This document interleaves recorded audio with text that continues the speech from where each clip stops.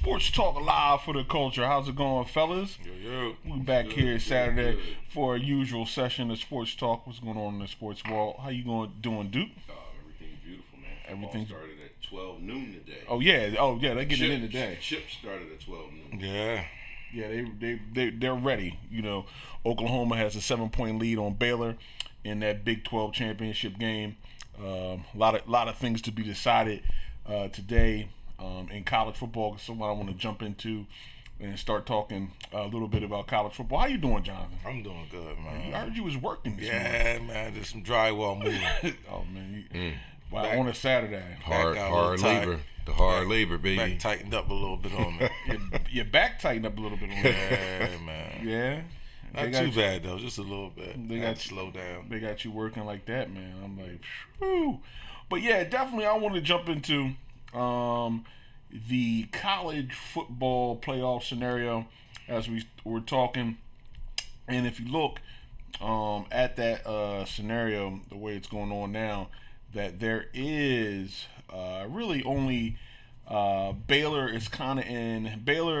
and Oklahoma are kind of in a potential playing game, because if LSU beats Georgia, you would assume that the Big 12 champion here would get that fourth and final spot, with the Pac-12 best team coming out of there, Utah. Mm-hmm. They really took it on the chin last night to Oregon. I guess Oregon was hearing on that talk how they got out physical and they didn't stand a chance, and Utah was going to take care of them, and they didn't take too kindly to that.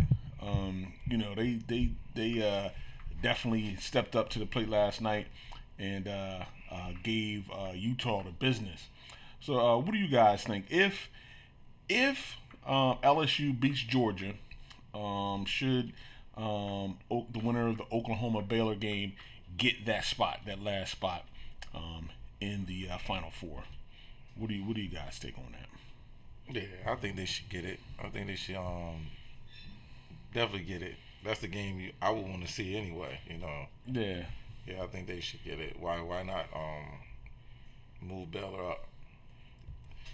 That's what yeah. And it's an interesting thing because Jalen Hurts last year was the hero who came in for Alabama and got them to win the SEC championship game, and then through the transfer portal, he moved on to Oklahoma, and now has the opportunity to get Oklahoma into the championship game.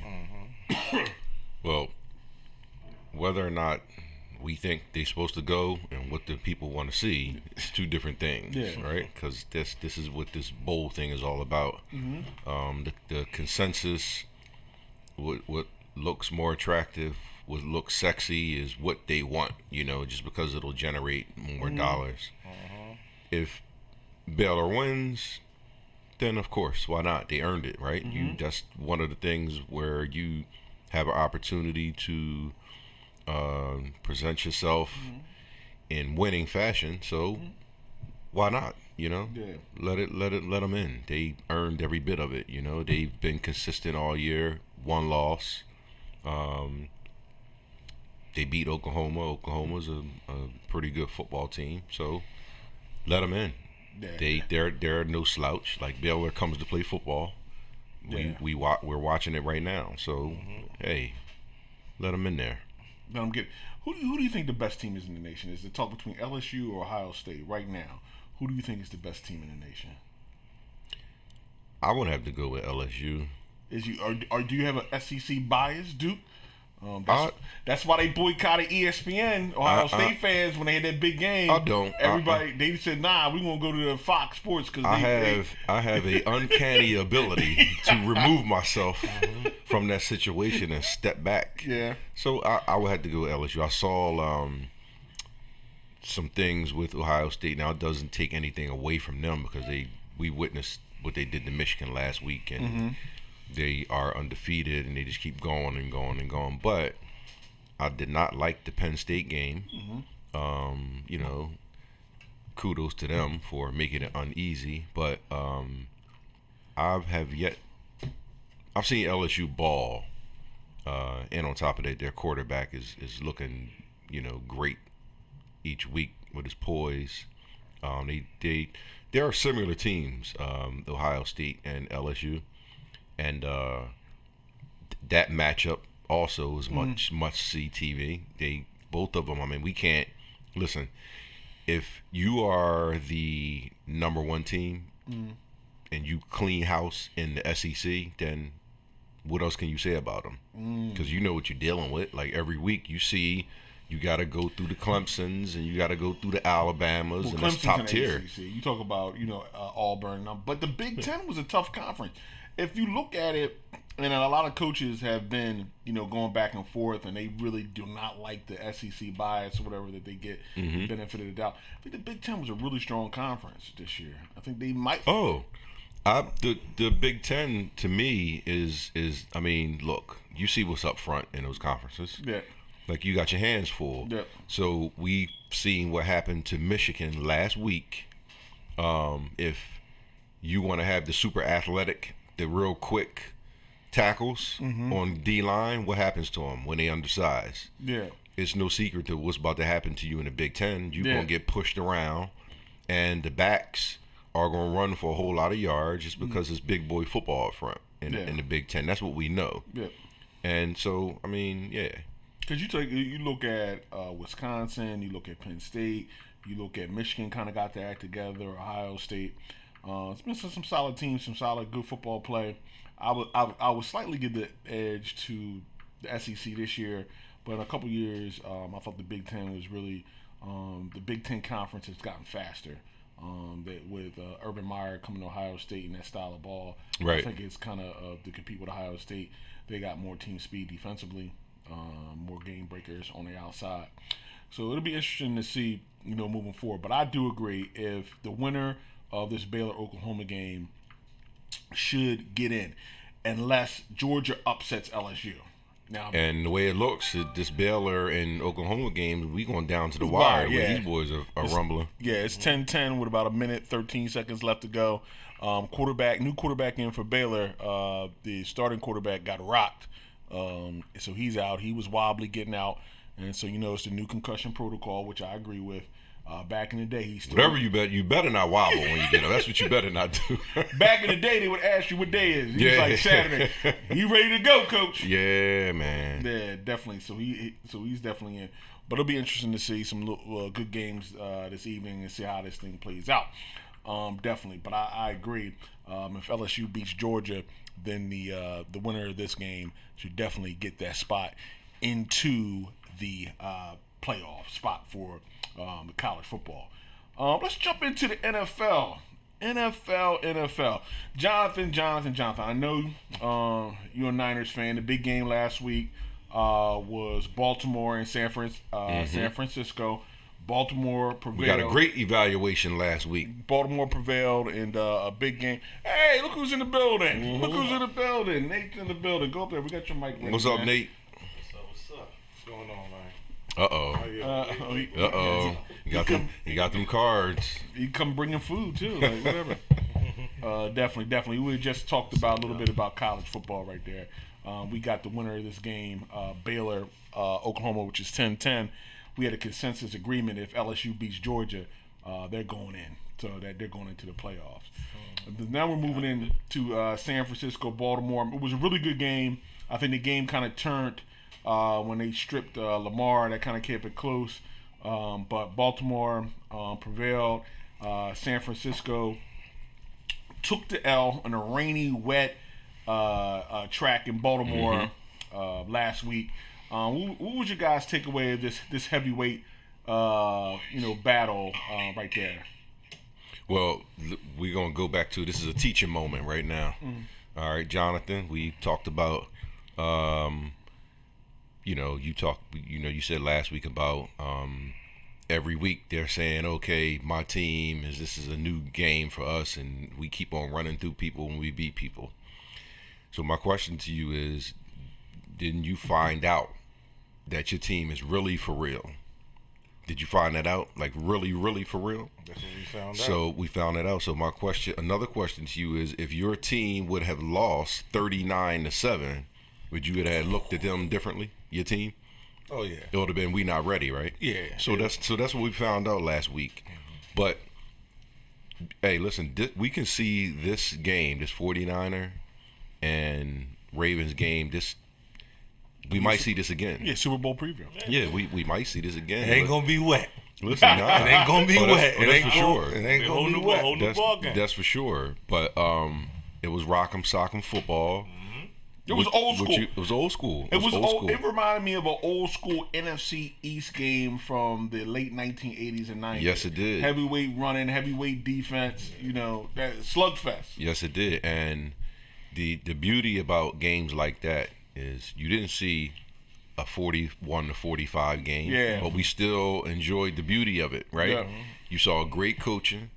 You saw a great play. You saw great special teams and defense and offense, right? Because sometimes you don't have to enjoy the big point performance to enjoy the football game, right? And that's what we saw with these guys. It was like, okay, you stop me, I'm going to stop you.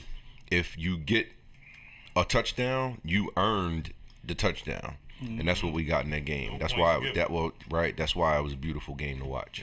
You wasn't going to come push neither team around. Like, right, that was the thing. Right. They were two bullies, and they actually played like two bullies. Like, nobody, took the back seat.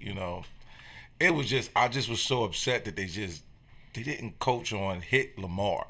Like, hit him. If he does the read option and he fakes it or just hit him every play. And they're going to take it out eventually because he's going to be picking grass out of his eyes.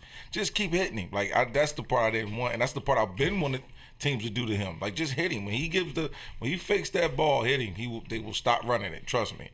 He's a running quarterback. They're not going to keep leaving him open like that to get just hits. But they're worried about that point where if you just commit to hitting the quarterback, that means you got a running back going downhill. You got a downhill running back. You got a downhill running back that's going downhill.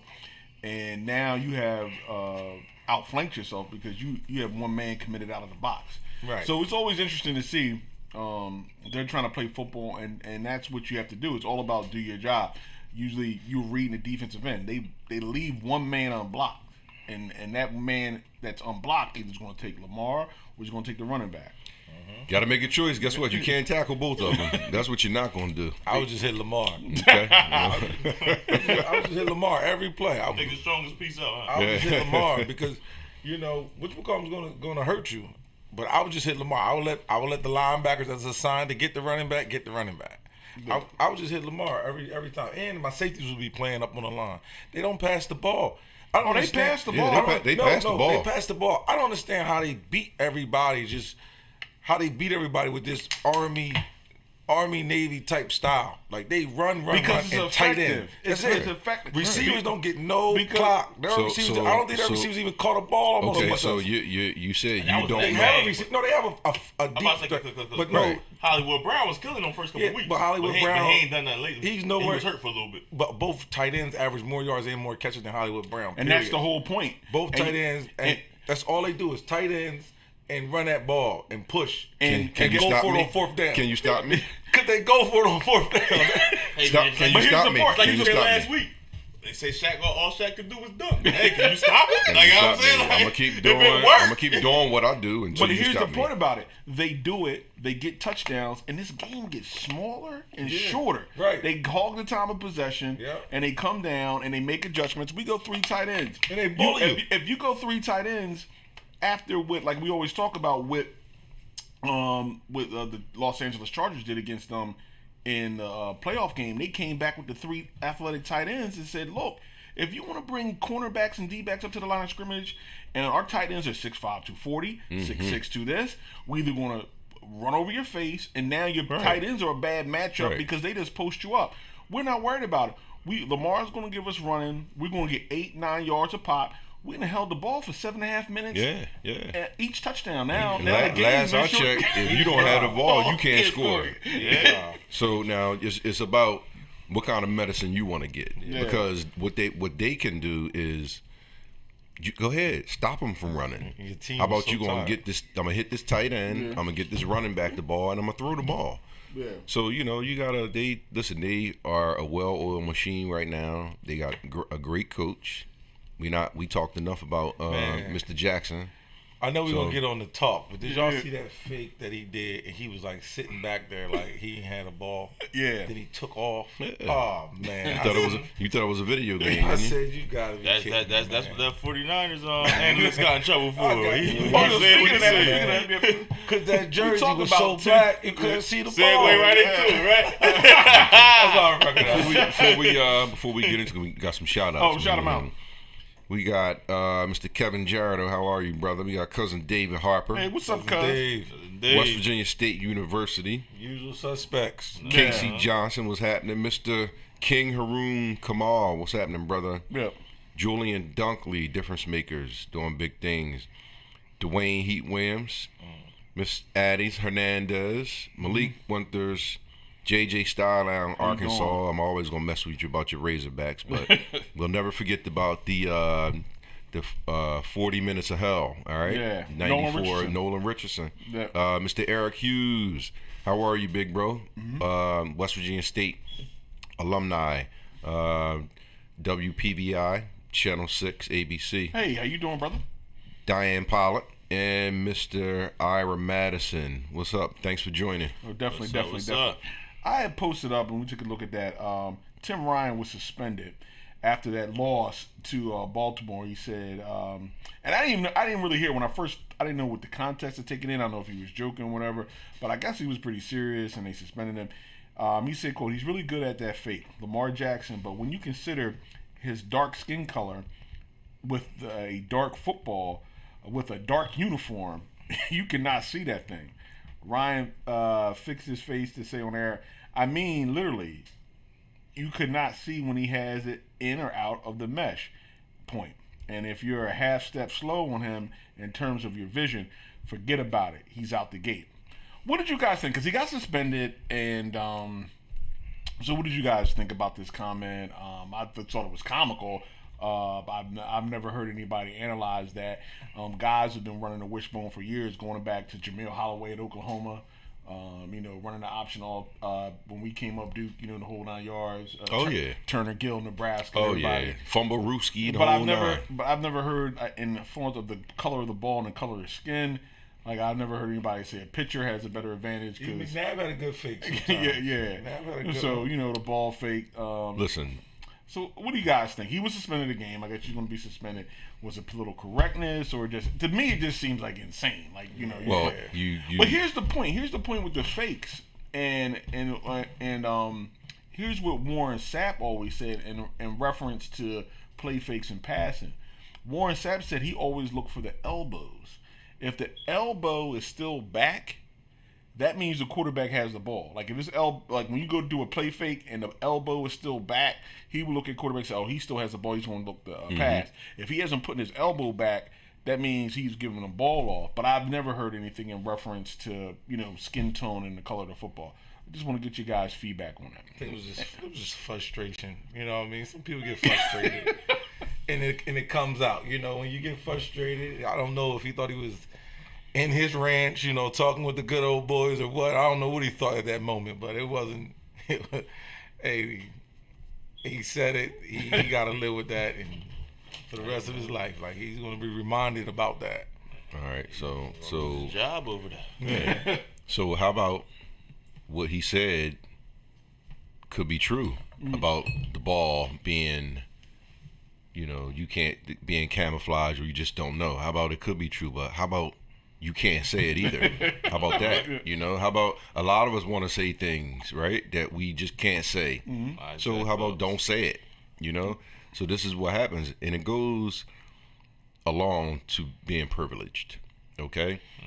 How many times have you been at your job or somewhere, you want to say something, but you just don't?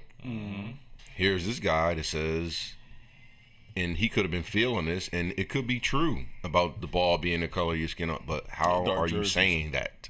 Why is it coming out your mouth? And it's never been said before, right? Because you feel comfortable, and you probably think that nothing's going to happen. So I can say it, and it's cool to say. Yeah, because you look at dark jerseys and black quarterbacks and play fakes and play action. They've been doing that for forever, and and then nobody's never said that. And I bet you somebody felt what he said before. I mean, even if you take a pitcher who's white, and the ball is white in baseball, and they're trying to figure out how he has the ball gripped, right? You had a disadvantage trying to see, like, because you throw a different pitch with the way you grip the ball. Right. Has anybody ever said that? No. So there we go. So it was just crazy. I just thought it was like one of the crazy things that said. I was like, wow. Like, and at first I didn't know if he was like tongue in cheek and he was joking, like how he said it, because a lot of times you have to find the context and how it was said. Yeah, read the article. You don't know how it was said. Yeah, like a lot of us, everybody has sent that text message that somebody took the wrong way, like because you can't determine the voice and how, and the connotation and how you felt about it, and then you had to go back and explain later. But I think they will clean that up. Other news in the NFL: Ron Rivera came to an end. The gambler down in Carolina. They moved on from him after a loss to the Washington Redskins, who are the hottest team in the NFC East. We'll get to that NFC. We'll get to the NFC. Still playoffs. They still alive for the playoffs. We'll get to the. They're the hottest in the conference. We'll get to the NFC least division in a little bit. So, what do you guys think about this in-season move to remove Ron Rivera, and I guess to move on to the next, and then the next man, the search for the next guy to lead this franchise, moving up next year. What do you guys think about the in-season move to remove this man? What do you guys think? I think that franchise going downhill. I also think that, if Ron need a job, Broncos coach might get fired too, so I'll take Ron. but wait a minute. The Broncos just fired a coach. Oh, did they? That was last year. Yeah, but you can't give a coach every year. Like, no, I'm just saying they probably fire him too. That's what I'm saying. Go on like it is, but yeah. So I definitely think that it was that he shouldn't have got fired. For one, I don't think Kyle Allen is as good as they think he is. Yeah. So I think that that had something to do with coaching as well as they was doing without Cam. Not to say that Cam would have been there and it would have made a difference. All I'm saying is I think that this was the first step to a lot of people leaving, including Cam. And that's the next thing. I got the next thing I want to talk about Cam. How that means about Cam's future. But Duke, what do you think about this in-season removal of Ron? It couldn't wait to the end. Disrespectful too, because the simple fact he took y'all to the Super Bowl. Y'all can at least have that much respect.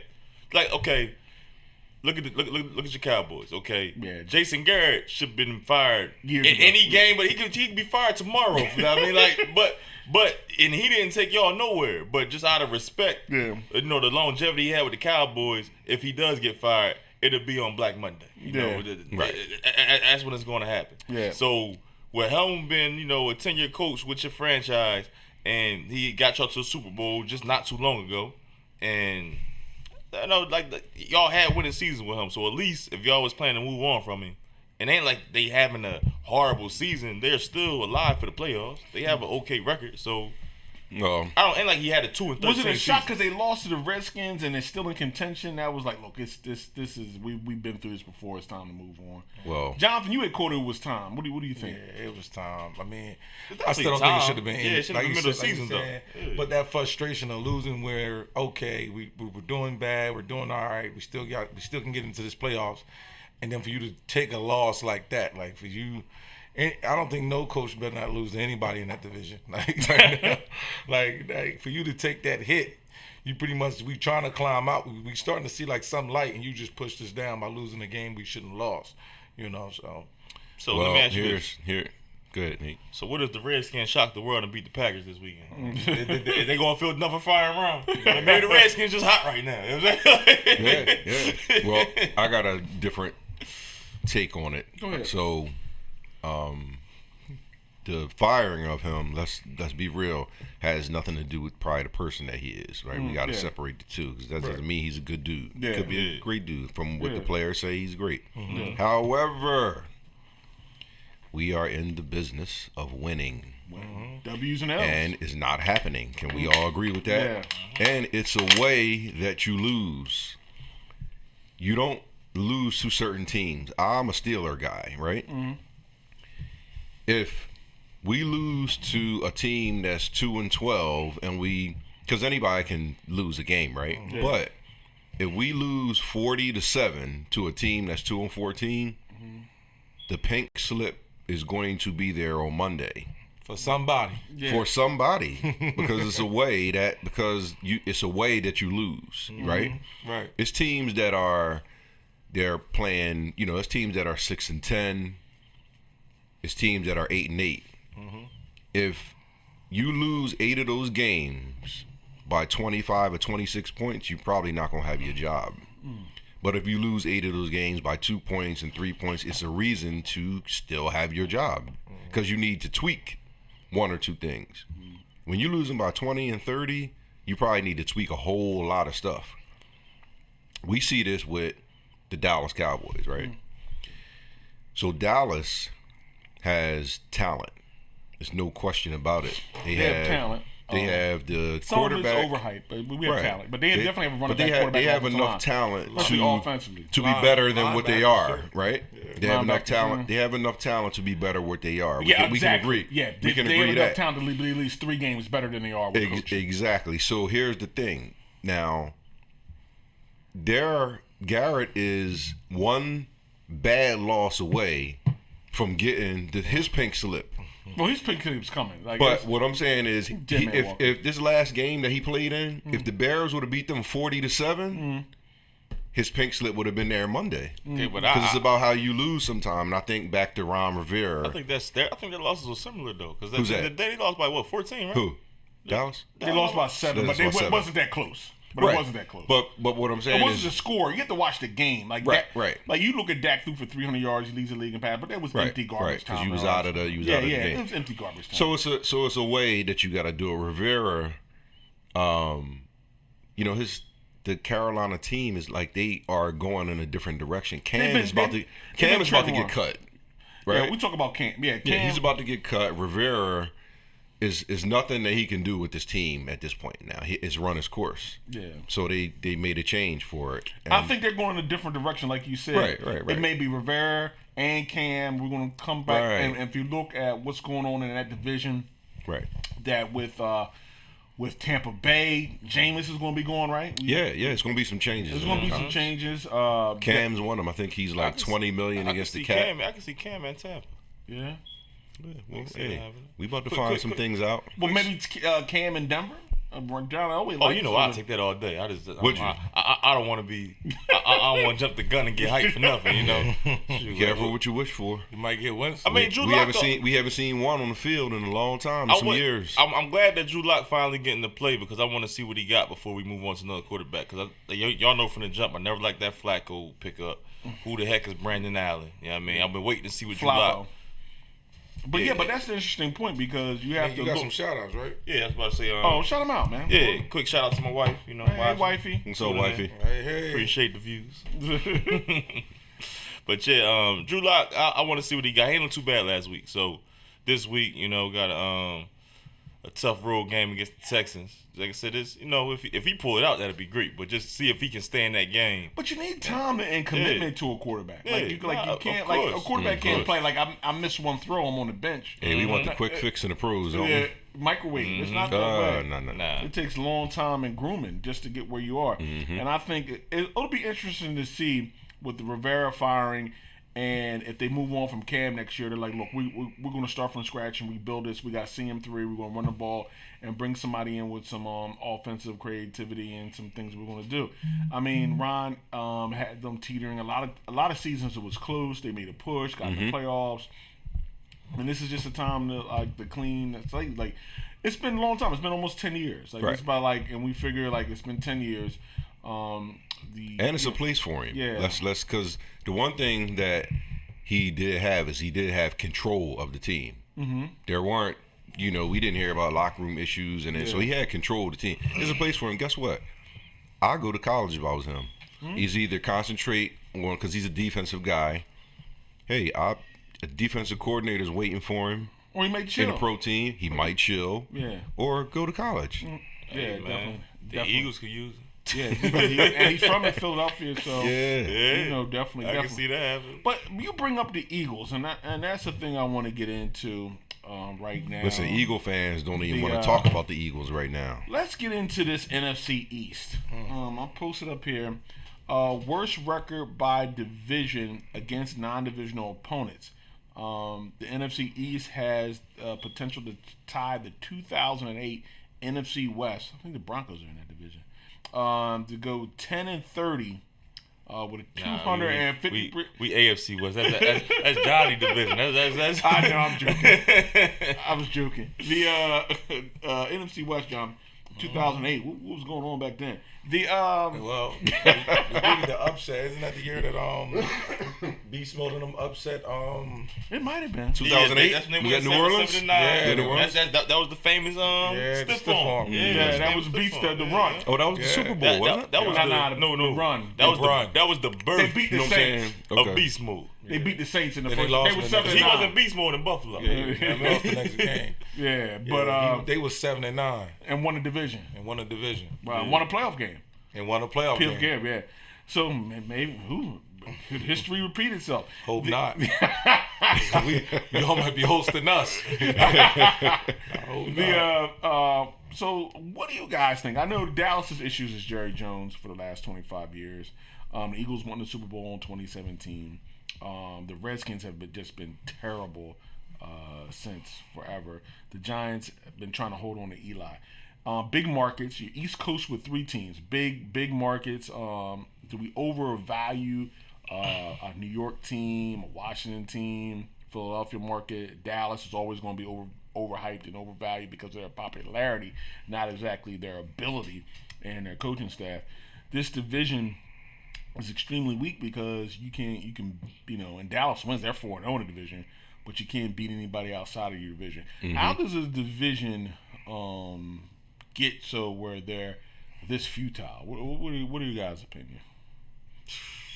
Well, Eagles got a lot of banged up parts. We do too. But then last year the Eagles didn't. They won the Super Bowl but didn't come back. Hangover with them? Yeah, I think it's. And it's easy. It's easy to get a hangover. All the teams I think are. You would be thinking except. Cowboys seem like the one team that's the underachievers out of the group. They're the biggest disappointment. Oh yeah, without a doubt. And they're not no super. They're not a injuries. contender, Right, but contender. But they should have run away with this division. At least have two, at least two to three more wins. Oh, absolutely. With At least 2, yeah. But with coaching, they should have 3 more wins. But I think the over-evaluation of their ability and players and archaic the ability, and it all stems from Jerry Jones, to rely on archaic systems like the Tampa 2. The Tampa 2, if you play the Tampa 2, Hall of Fame on the defensive line, Hall of Fame at linebacker, Hall of Fame at safety. No question. And if you don't have that in this era where kids start throwing the football competitively in the 4th grade, you're not going to beat the best teams. At all. The bad teams that jump off sides 3 times in the drive, hold on the drive, you're going to beat them and you don't give up any big plays to them. But I think what Troy Aikman said last night, this is pretty simple. All these young quarterbacks come. Donald said it's pretty simple. They got one safety high, and we know where the first read is going to go. It's no disguise, no anything. Bill Belichick disguises, and why wouldn't you disguise? Why wouldn't you change things up? So I think that pulls from them. But the Giants organization, they have fallen on bad drafts. I think a lot of it has to do with the drafting. The Giants haven't drafted well.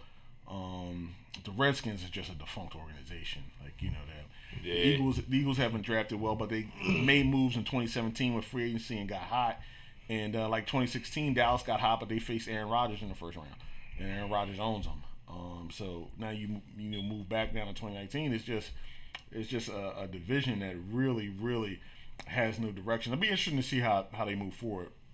Yeah, it's that NFC East it really stinks. It's and bad. NFC least. Yeah, it's bad football being played, and like we can say what we want to about the Eagles, but like I said, it Dallas,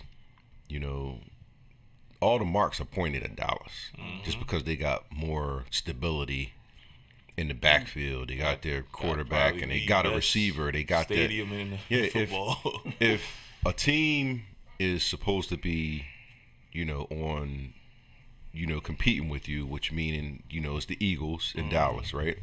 And they show you that they just not ready, which they're not. which the Eagles aren't. They playing bad football. That's when you run away with it. Yeah.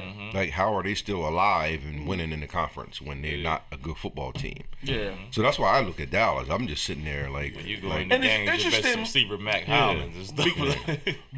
Both teams, like the NFC East, won 2 playoff games last year, Eagles and Dallas. And you look at the Eagles, maybe a drop away from beating New Orleans.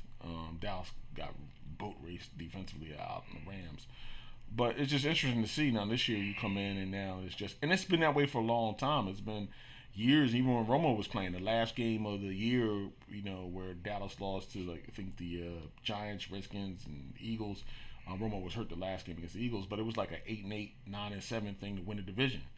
Like, you know, like you're still in the hunt. Like you, and I think this being in the hunt, whatever the division being down, keeps you down. Like if somebody's in the division is like 13-3, and you're like, you've been out of it since late October, right? Then you make drastic changes, right, like right. oh, like we're nowhere near close, like you know they didn't beat us 2 years in a row, and they got a 12-13 win season, and we 7-9, 6-10.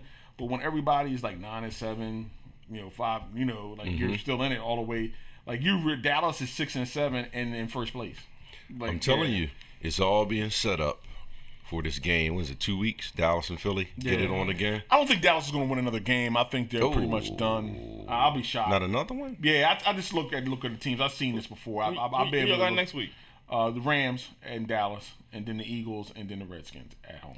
I'm telling you, they're setting this game up for the Republicans versus the Democrats. That's the Dallas versus the Eagles. Look, they can't get along, but they're going to play together. Yeah, so it'll be interesting to see. Real quick before you even go past the NFC East real quick. Back to that Giants. Yeah. Eli playing this week, right? He may be. Eli. They said Eli's going to try to turn the clock back in Philly. He's going to turn the clock back already.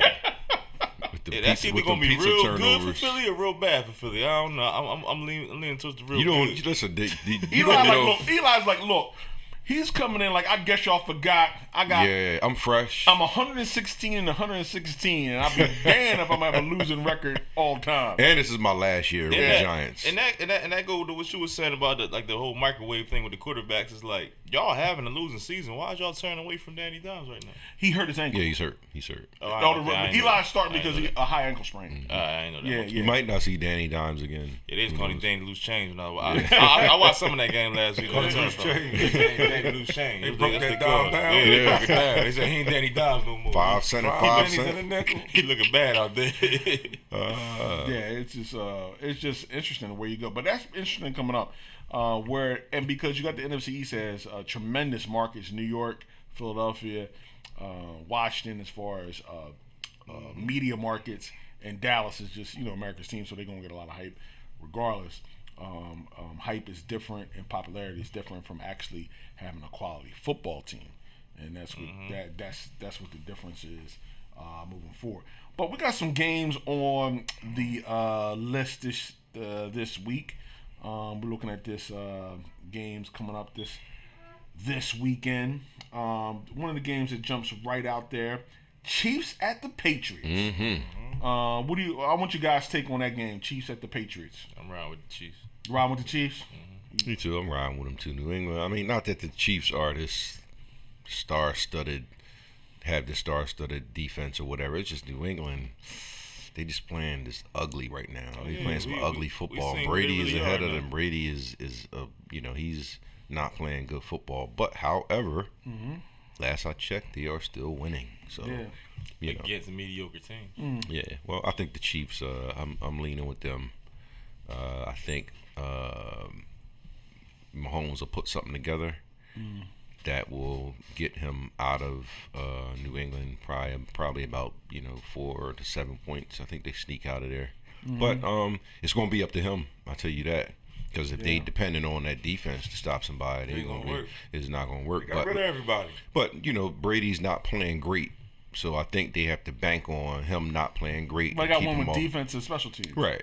And then I think Mahomes is going to be Mahomes. It's just you can't give New England anything because they'll sneak out. That's what they do. That's what the good teams do. They'll sneak out victories, and it doesn't matter if it's 1 point, 2 points.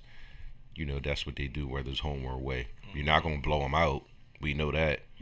But you have to play disciplined football. Mahomes is probably coming to play. That's what he does. He slings the ball around, him and Kelsey. So I'll go with them, all because I'm just not feeling New England's play. Definitely. When you want to look at the other game, Ravens at the Bills. The Bills come off Thanksgiving weekend. They get the extra rest on the road. Lay the smack down to Dallas. They're trying to let the American know, like, we're for real. I know we've been, we play defense, we run the ball, we make our quarterback make some plays.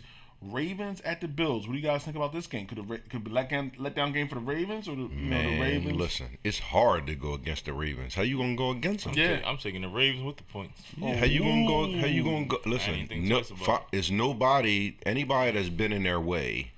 They handled them. Everybody. Like so, right so why would you think anything else? And then the Bills, they're one of those organizations. They don't scare you. You know what I'm saying? Are they? What they 9-3 or something like that?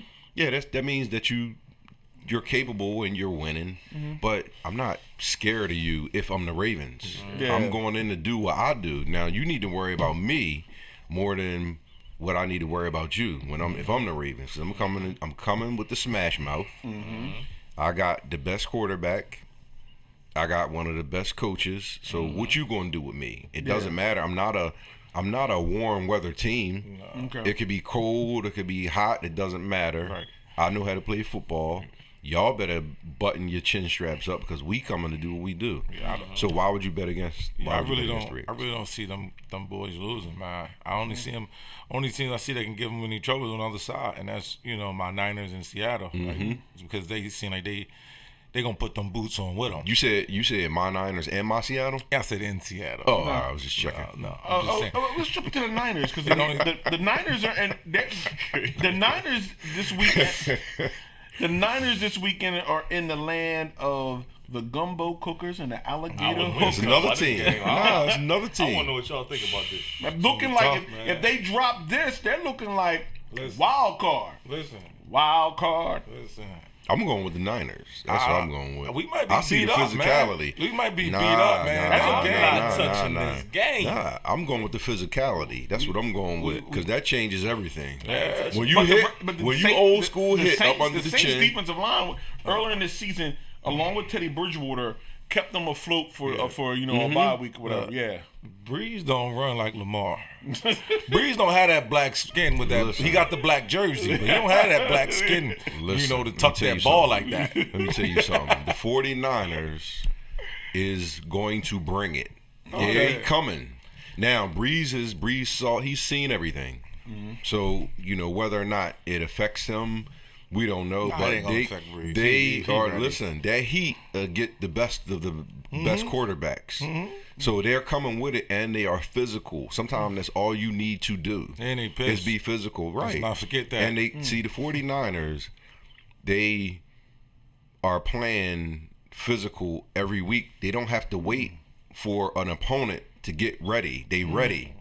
You know what I'm saying? Yeah. Now, does this mean that they're going to win? I don't know, but New Orleans has their hands full. This 49er team is a physical football team, man. When they out there hitting, they coming off the edge, they tackle well, and you got to be ready. There's not going to be a blowout. When you play a tough game like that, man, like that got to take something out of you for next game. Not them. They didn't practice. They didn't put no pads on in practice. That's okay, because I was in the war.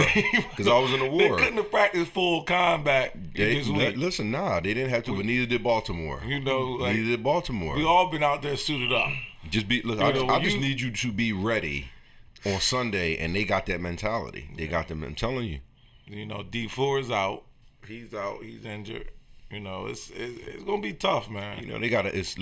Sometimes it's just about attitude. Right. Baltimore has the attitude, and so does the 49ers. They got attitude. Listen, you're not gonna just run the football on me. I'm just not doing that. That's why I don't see no one beat. I don't see no one beating Baltimore over there. Yeah, the only team I see is gonna ever give them trouble. It'll be the Niners or the Seattle. Just because Seattle reminds me of them too. Like they're the same type of because style. what we gotta understand what's happening in this era of football, it's football is always going to be physical. Don't you know? Let's not get away from that. But it's the physicality how it used to be is being slowly removed. Mm-hmm. But how about the Baltimore Ravens still have it? Mm-hmm. The 49ers still have it. Mm-hmm. So do you think that these players today want that? Nobody wants that. Nobody wants that. Nah. Them tight ends is the reason they bought them tight ends. Double tight end, because the D-backs don't want that smoke anymore. They don't want it. They don't want the tackle drills like they do. And I'm coming with it. You know what I mean? Soon I'm coming with it, and you got to get ready for me. I'm coming to what your. They say they don't want that smoke. That's they don't want none of the smoke, because what happens when you're real physical is it doesn't matter where you play because your physicality is not going. Your physicality is not going to change. Mm-hmm. So that's why I like them. I like the Niners. Yeah, that should be interesting to go. But I want to jump into the association, the National Basketball Association, and I'm just going to put it out right here. MVP right now is the Greek Freak. Mm-hmm. He is the MVP. He's got Mamba mentality. He worked out with Kobe. I'm seeing that from the shots taken. Got Mamba juice in it. The aggressiveness. The assists are nice and low like Mamba. Mm-hmm. The nice and low. Nice and low. Forget about everybody else. You shouldn't be nowhere near 5 assists with Mamba mentality. Nah, not at all. They were up by 40 on the Clippers last night. Destroyed them his 25th birthday. He came in, posterized, dunked some people. Hey, you gonna play different on your birthday? That was a little personal too. Yeah, that was personal. Yeah, it was personal. So definitely. And it's interesting because Milwaukee is 20-3, and he said like everybody's load management. He said, "I'm here to help my team win every night." Yeah, just like he said, "I'm not working out with LeBron. Why would I work out with LeBron so you can see my what I'm short on, what I'm not good at, what I'm working on? Ain't no need to work out with him because I'm trying to beat him." With that being said, how you not gonna love him? Mm-hmm. You know what I mean? Like you said, the old school. You know what Mama stand for? Yeah. You know what Mama stand for? Listen. My assist may be absent. Hey, how about no maybe? My assist is absent. Now, I did watch a lot of Lakers games. Just to let y'all know. A lot of people's missing shots when Mama passed that ball. He passed the ball. He passed that ball. They just missed shots. Here's the thing. I seen him lose 10 assists a night. But here's the thing. Here's the thing. Messing with the Mamba, right? If I'm on the wing and I'm open 40 times, I'm ready to get the shot all the time. But if it's only coming to me 3 times, I don't even know when to get ready to shoot. Well, you single cover. You are double cover right here. Listen, you know what I'm looking for? I'm looking for you to put it up. I'm ready to go crash the board. Then I'm surprised that I got the ball. Back. So shot, they got the ball. What do I do with this? Yeah. What is this? Oh, you giving it to me now? Yeah. Like, I didn't expect that coming. Right. Hit you in the head. Might have bounced off your leg. Yeah, you never know. That's just the shock factor. I wasn't expecting it. Yeah, Griggs is doing good. You gotta love him. Hoodie Mello. Oh yeah, we're gonna get to Mello. We're gonna Mello. He got a thing going. But what's up with the Clippers? The Clippers, I mean, I guess they're waiting for the regular season, whatever. I mean, the postseason, whatever. Keep waiting. But they wanted a more bang for the buck. I think they wanted to be out here not only just to win a chip or whatever, put the team together, but they wanted to be the Cadillac of the West Coast and get all the shine, or like Snoop said on The Wire, he mean Lexus of the West Coast to get that shine, to be the king of LA. But that hasn't happened. A lot of load management, especially with Kawhi Leonard. We'll see how the veterans do because it's a long season, whatever. Mm-hmm. We'll get to the postseason. Mm-hmm. But right now, the other team in Los Angeles, the Lakers, are 23. The home moving right along. And we made the Joker look like a joke. I believe. Joke. Yeah, y'all. Made the Joker look like a joke. Jokers. Yeah. But wait a minute, with the Utah right after that back to back. Yeah. What you got to say about that? No, what I got. I mean, Utah like about that Joker joint. Y'all finally beat somebody. Then we made Utah back on a back to back. Listen, Kawhi would have said out one of them easy. I'm not even worried. I'm worrying about that top of the key dribble LeBron had when he was walking with the ball on the ref. Everybody looked at the refs like, "Are you gonna call that?" Nah, I can't. Brian. That's what I'm talking about. Hey man, you gotta You gotta treat the king right, man. I'm looking at the ref like, what you got on this game? I think that's what we wanted. We wanted as fans. Well, not me. I didn't want the Clippers to overtake the Lakers, never. But I think that's what the fans wanted. You know, like how you get tired of seeing certain things. You want something to change. You don't want, all right, let's get the little brothers. Let's make them become the big brothers now. Mm-hmm. But that's gonna be so hard to happen. Like I don't. It's not gonna happen now. But I don't think that was ever their thing. I don't think the Clippers wanted that. Because if they did, this low management that would have never existed. 3 games in, it was low management. Yeah. So they already knew that they were going to do this the way they're doing it. So I don't think they really cared about it, about being the star LA, So they want to win the chip. Yeah, they focus on the chip. But pride though, you want to be the main attraction. Oh yeah, without a doubt. Yeah, they focused on the chip, but I don't know if that's going to come. I don't think anybody goes into it like, look, I'm going to be the backup singer for this guy. Yeah. Like, you know what I mean? Nobody like, you want to be on the billboard. You want to be the star. He may figure if I win the chip, they'll forget about the low management. Yeah. So they putting it all in there. But soon I gotta send a special shout out to my nephew, man. Oh, okay. He's they're down in Gwinnett County in Georgia. Okay. Class 5A, where they play big boy ball. They're headed to the championship in 5A. I got to get back to you on that, but it's football. It's no really, joke down there. really real. No joke, yeah. He's a strong safety. Okay. He probably has about 15 offers as a junior. Okay. I'm so proud of him. Academics and sports is right on point. He's getting ready. We got Notre Dame on the list. It's Wake Forest. It's Louisville, Syracuse, it's Georgia Tech. So, we need this chip. This is the next game. We got one last game. Yeah, shout out to you. Go ahead, work. Academic student athlete, man. Yeah, proud of it. Definitely. Brandon and that's what Castro. it's all about. Get that education with no debt. That's the number one thing. Yep. You can move forward with that. But Melo got his contract guaranteed. What is the story? They better guarantee that money. They see what's going on. Hoodie Melo has gotten his contract guaranteed. Good story. Melo, everybody picked him up. Portland had some injuries. They just had some 3-and-D guys at the 4 position. And he's come in and he's played well. He was player of the week last week. People saw it. He went 3-0, but other people had more gaudier stats that went 2-1. But, he went 3-0. Everybody said that was, they threw Melo a bone or whatever. Yeah. But, what do you guys think? This is a tremendous story for Melo to come back. Now they got his money guaranteed. Because first they just gave him a little, like, hey, basically, they gave they signed him for like a 6-pack, and like look, we're not going to do it. But now they fully guarantee, number 2s.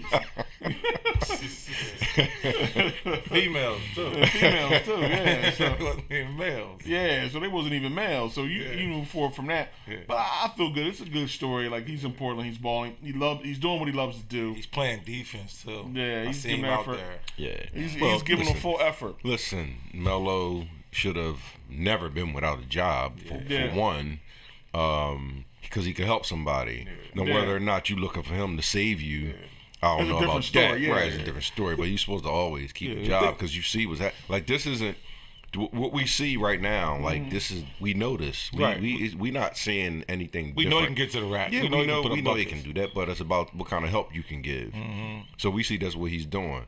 Now, can he keep this up? We don't know. Mm-hmm. But even if he goes, because what's he averaging, 20-something now? He was having last 3 games about 22. Like the last 20-something. Yeah. So even if he goes down to 15, you still helping somebody, Yeah, so he deserves a job. The guaranteed money might have been okay. Let's see what because we've seen Melo when he came back or when he was going through what he was going through. It wasn't looking good. Yeah. So they threw him a bone as far as the money, and he's proven to them, which he's probably been doing all his life when it comes to basketball, proving that you are the best or whatever. So he's done that. So they guaranteed the money. I'm happy for him, Yeah, the thing with Melo, I think New York just messed him all up. Like it's just like we're gonna get to New York. Go ahead. I think New York just messed him all up. And then when he went to the Rockets, it just wasn't a good fit. Yeah. Like everybody thinks he's ball dominant, he shoots, but he's not an up and down runner. He's an ISO, slow the game down, one man, send everybody over there, And there's no way you can do it, James Harden can do it, and Chris Paul can do it. Like, how all three of y'all going to do the same exact style?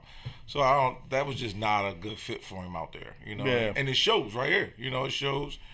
And I'm just happy he got a job. And with the money, we all know it ain't about the money. New York paid him well. Right. You know, he should be set. He got generation wealth from New York, you know. Right.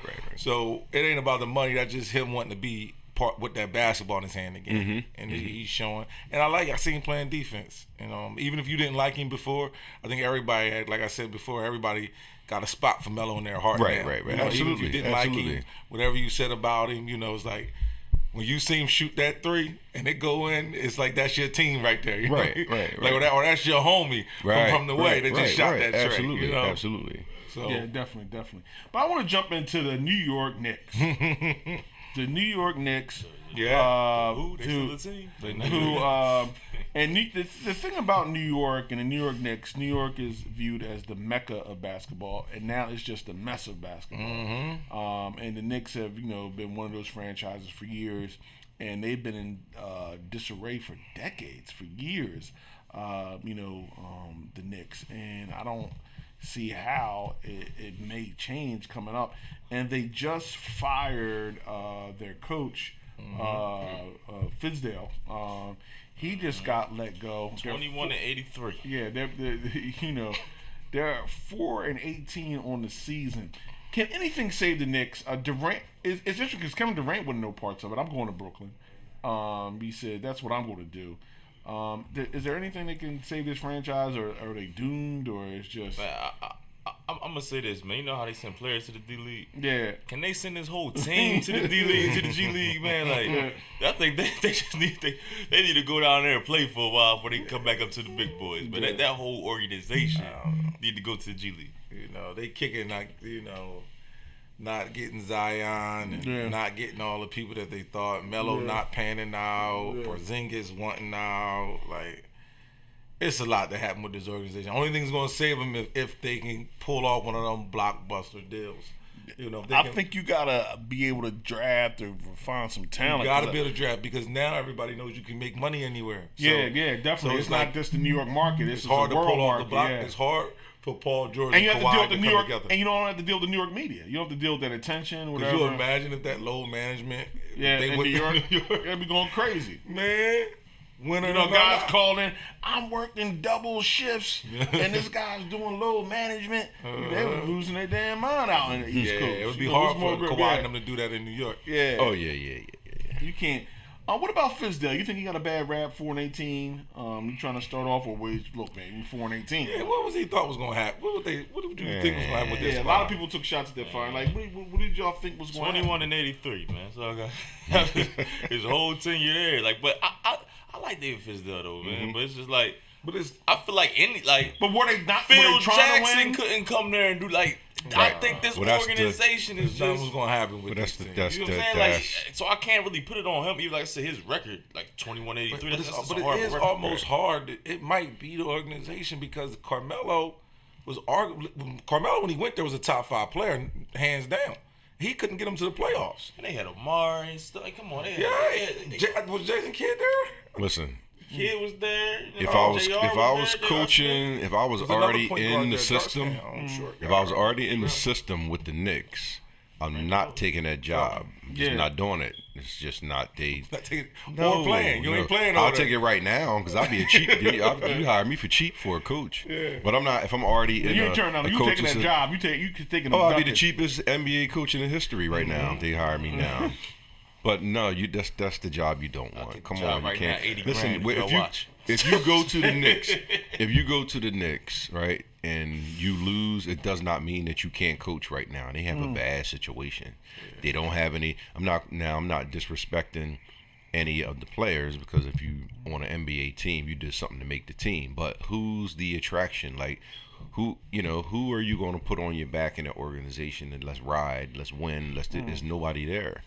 Right, and if you think about it, now you're supposed to be the Mecca, and you're supposed to be the New York Knicks. You have tons of money. Kyrie said, "Nah, let me go to Brooklyn." KD said, "Nah, I'm gonna go to New York." but I'm going to Brooklyn. So what does that tell you? Now, if this was like 15, 20 years ago, there's no question in my mind that they would have said, I'm going to play for the Knicks. Right. So now Zion wanted to go to New York. He wanted to bring I'm basketball glad back. Zion didn't go to New York. Because sometimes you go to these places, man, nobody never knows. They'll never know what you could do or what you could look like. Him being hurt right now would be so bad for them. Like, it's not getting, blown out of proportion because he in New Orleans. If he is in New York with that injury right now, when Zion, they would have pushed him back too early. He might have messed his career up just off that injury and then going to New York because he would have came Stay back away too from early. the Knicks. And then, that's what you do. That's what you have to do. Well, let me jump into the 76ers. Your boys. The 76ers. Oh, Nate's over here tight, too, from head to toe. Lost to the Wizards last Thursday. Type of bad loss. They're up by 8 in the first quarter, down by 10 in the second quarter. Bizarre second quarter. But it's interesting because Embiid's hurt again. He's going to miss tonight, and Richardson's out hurt. I don't think their full starting roster's only played maybe about 9 games together with injuries and management loads and stuff like that. But I wanted to focus in on Ben, and Ben's tremendous defensive player. 3 points, assists on 3-pointers. He's in the league for that. Top player, Luka, with 83. Ben Simmons, LeBron James, Drew Holiday, and James Harden. Interesting thing about that list is everybody on that list can get you 35 when you need it that night.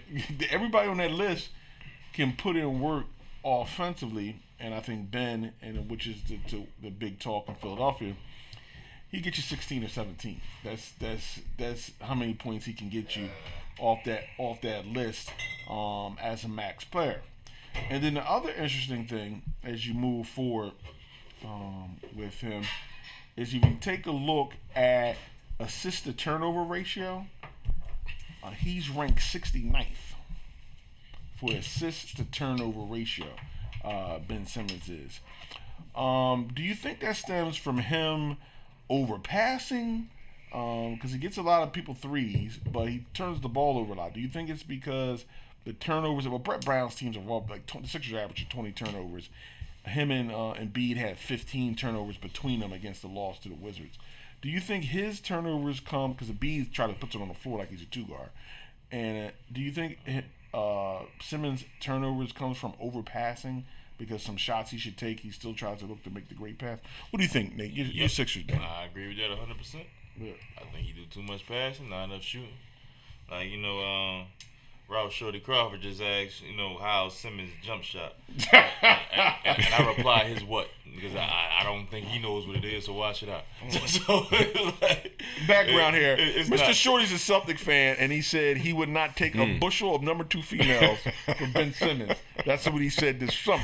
Just to be quoted, so we all be clear what Mr. Shorty's doing. Yes, classic Shorty, classic. Hey, man, as the ride would say, hey man, if the shot's there, you take them, So, hey, if Kimba doing something bad, you better believe I'm gonna throw a shot at it. So, he got that. Yeah. I can't argue back. Better not shoot. Interesting. Do you think, because right now, because I thought. And it's O'Brien or bust as I yelled coming forward with this team trying to gel.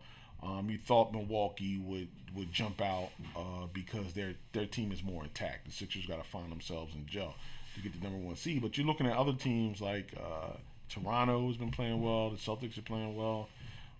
Interesting. I think the Sixers are in like 4th place, right? 4th or 5th place right now. You know what I need, son? What? I need for the Sixers to give a call down to the Panthers and just take some advice. We need a mid-season firing, man. You ready to move away from Brett Brown? Yeah, I've been ready for 2 years. Yeah, maybe longer than that. But it's time for Brett to go, man. He's not welcome here. So he can't do nothing with this it's stuff like what they you got said. going on? I think he's a nice guy. Yeah. But it's about winning. Yeah. He can't get it done. Yeah. There's too much talent on that team For y'all to be. How long has Brett been there? How long has Brett been there? Because Brett was there. He was there when it was ugly. Yeah, he's been there. I mean, I think that's the story, the narrative they want. That's the great process, story. And he started from the bottom. Now he's here. Now he's top. They want that, but sometimes the stories don't work out like that. Nah, not at all. They don't happen like that, and you got to take a look at the future. Look, he said, "Give him to Christmas." Christmas is almost here. Is that what the saying is? Yeah, I mean, sometimes people get colder for Christmas too. Yeah, so he said, "Give me the Christmas. I'm gonna get this team together, and we're gonna see where we're gonna go." But I think if the championship aspirations, Embiid's hurt a lot. He's got to be there. He's missing tonight's game, and tonight's game is gonna be interesting because you're not gonna have Embiid, you're not gonna have Richardson. They're hosting the Cleveland Cavaliers, I believe, or they're at Cleveland. So it'll be interesting to see who steps up for him tonight. The Sixers were favored coming out the East this year. Consensus. You wouldn't be shocked if we thought the Sixers put together a squad that can really contend and get to the NBA Finals. So we'll see how it moves forward tonight. I think tonight will be interesting to see because this is when we talk about when Embiid out, with Richardson out, where the points going to come from. Mm-hmm. Who's going to score? Hey man, you find out about stuff. This is all part of it.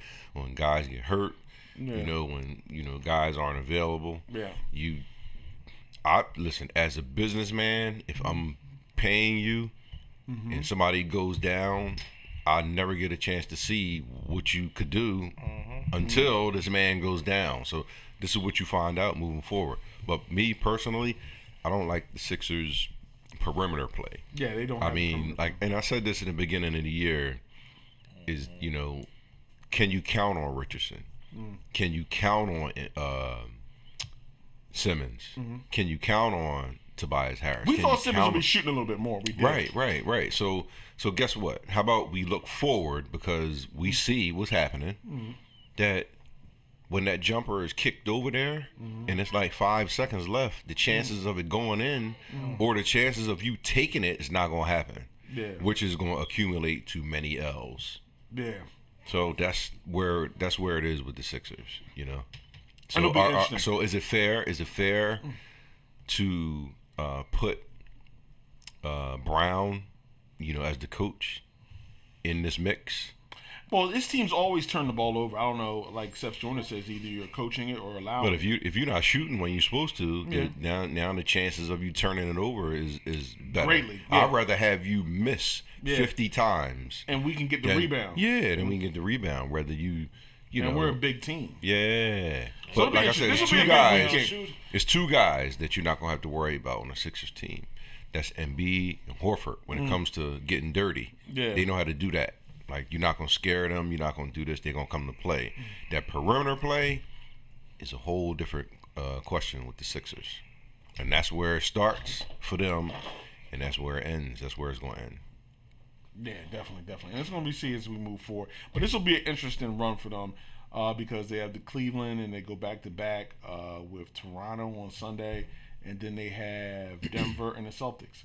So these three games after the Cleveland game and a little short-handed, we'll see exactly with those three really solid opponents. We'll get the chance to see where they are, what they're doing.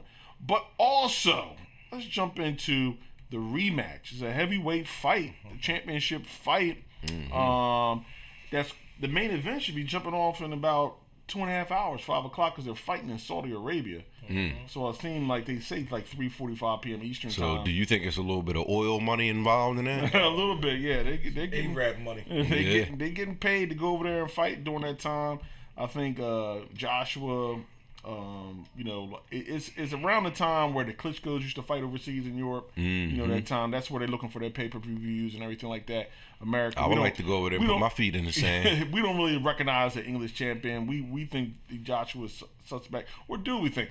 Jonathan, you had Joshua as the best heavyweight, correct? Best heavyweight, yeah. Is he still the best heavyweight? He got caught. I mean, but I still think he is. Yeah. I think he got caught. He came in. He got the knockdown first, and he tried to get him out of there. He tried to he said he tried to rush and got out of character and got caught. He said he's not trying to be impressive this fight. He's just trying to win. He's not going to try. If it's ugly, it's ugly. Yeah, he sounds like he got it right. Yeah. However, I think this is going to help him for that Wilder fight. I think that loss helped him. Because now he's not going to go in there overconfident. He's not gonna go in no fights the rest of his career overconfident because he's gonna remember when he couldn't get his legs together. Right. You know, so shout out my homie Moy Ortiz. He just came through, stopped through. Oh, okay. We started a little early today, man. Yeah, we started a little early. We started to get the jump off. But yeah, it'll be interesting to see. So who do you think is going to win? Who you got winning? Oh, I got it. He says he's not going to come in there. I think it's going to almost be a first round knockout. I think it's going to be something crazy. It's going to remind you of when Rockman knocked Lennox Lewis out. Okay, and then Lennox Lewis came back and got him. And got him real quick. Yeah, it's You have no faith in the American? Nah, he just can't. He coming in like 20, 30 pounds heavier than he already was. I thought he was working out like he was crazy. No, he coming in bigger than he was. He's like 280, and they listed him at 6. Really 5'10", they saying now.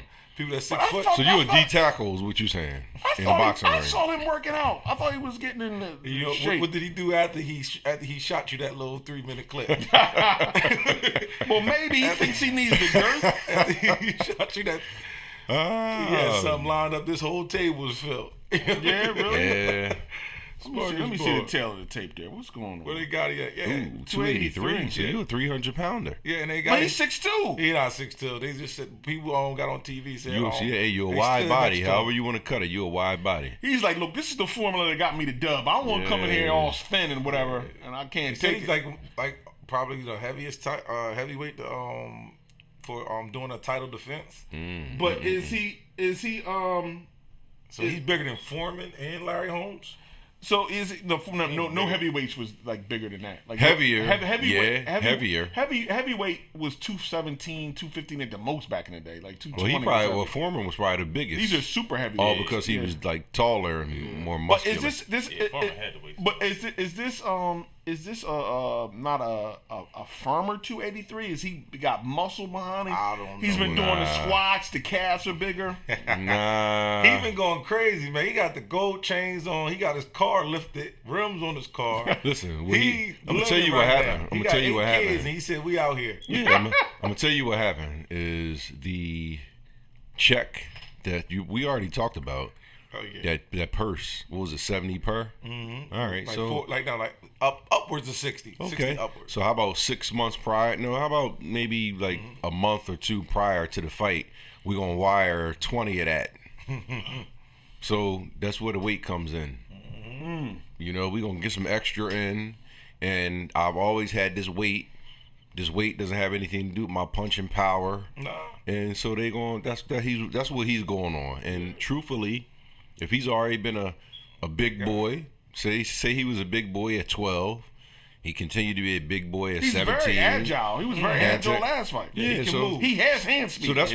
So that's what he's riding on. I always been a big guy. I always had some stuff around my belly. What y'all want to do? Maybe he's coming with that. I don't know. Look, he showed he can fight. He showed he can hit. So he has a crazy amateur background. And, listen, keep your chin right where I need it, and then we'll see. I mean, he's representing Mexico, Mexican American. Is he the first Mexican heavyweight? First Mexican American heavyweight champion. Yeah. Arriba! Yeah. So let's get it. He's ready. He's ready to go. I mean, they say don't judge a book by a cover. You can't judge a honey by looking at the bee, and you can't judge a fruit by looking at the tree. I need that hat. I need that hat. That's what I want. That hat he got on. So I mean, he's ready to go. Jonathan's counting him out. Jonathan said he'll be knocked out within 2 minutes. I'm gonna let him go 3 rounds. 3 rounds. You said max. That is over. Max, yeah, that's max. Yeah. Okay. I like to take that bet. What? It's 3-rounder. Where you got it at? I got it going more than 3. I'm betting over. Okay, all right. How much you want to bet? We'll figure that out off camera. Why you looking at him in the side though? Why are you is that what he does? Why are you looking at him? I want that bet. I don't want no sudden movements. Say nah. I want that bet. Hey, I like that bet. He cut corners with the eyes. He know I don't bet. He know I ain't no betting guy. I ain't no gambler. I like to enjoy whatever I'm watching. It's funny because he the one that put me on Delaware Park back in the day. And he, see what you did? Yeah. See what you did, Jonathan? But I noticed that you can't enjoy they go to AA. You can't enjoy the sport, man. Every team's your team, and man, I want to just watch. You just want to watch. So Jonathan has 3 rounds. So take under 4. Whatever the money line is. Jonathan says, Sports Talk Live, boxing expert says Joshua within 4. Yes, sir. By TK or knockout. Interesting. It's all possible. I don't know. I mean, they took this fight over in Saudi Arabia for a reason. Usually the champ says, look, you beat me in America, come on home to me. Joshua's camp is like, this may be our last cash in. This may be our last leverage if you use this again. Hey, usually, $70 million will give you a whole bunch of reasons to be the last. You put up the money. When Sugar Ray lost to Roberto Duran, that second fight was in New Orleans in America. And Sugar put on a show. And no mas. Like usually when you're the money man and you do something to get some loot, you bring it back to where you're comfortable at. Right. But his people say, we go to Saudi Arabia because they're going to give us the most money. Do they feel like this could be our last big payday or leverage? Because if he loses again, it'll be interesting to see, how all that pans out, moving forward. Because it's going to be, he has to win this fight. Joshua has to win this fight to keep any kind of leverage with, Wilder or trying to promote that Wilder fight. I mean, that's something he can't take another L to Ruiz. And if Ruiz beat him, what does that mean? Where does Ruiz go from Right. Wilder. He goes to Wilder. You go Wilder right away? Yeah, you got to. You got to. You're hot right now. He gonna get knocked out by somebody else. You better go get your money. He better not go to Tyson Fury. Like Tyson Fury gonna touch him too many times. Yeah. So if he wins this, he goes right to Wilder. Like let's cut the check. Yeah. You beat Fury, and we going right to there. Okay, I can feel it. But fellas, another great session. Always Sports beautiful. Talk live for the culture. Things are heating up. Y'all getting your Christmas shopping done? What's that? I don't do malls. I do. Everybody doing the Prime. Get it delivered. I'll give you money to go do it. Yeah. But I'm not.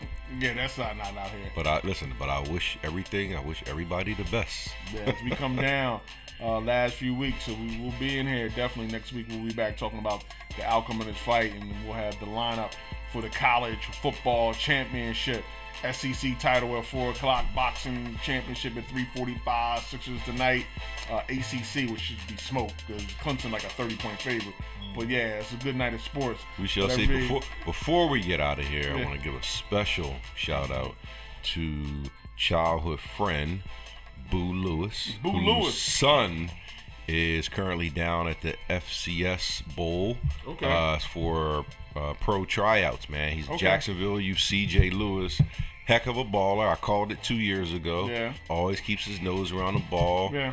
Versatile, safety, cornerback. I wish him all the luck. Very good kid with great parents. All right, good luck. Wish you luck, man. Definitely get that done. Follow your dreams, chase them with everything. And we out of here. Sports Talk Live for the culture. We'll see you next week. Stop for tuning in. Thanks, everybody. We out. Peace. Peace.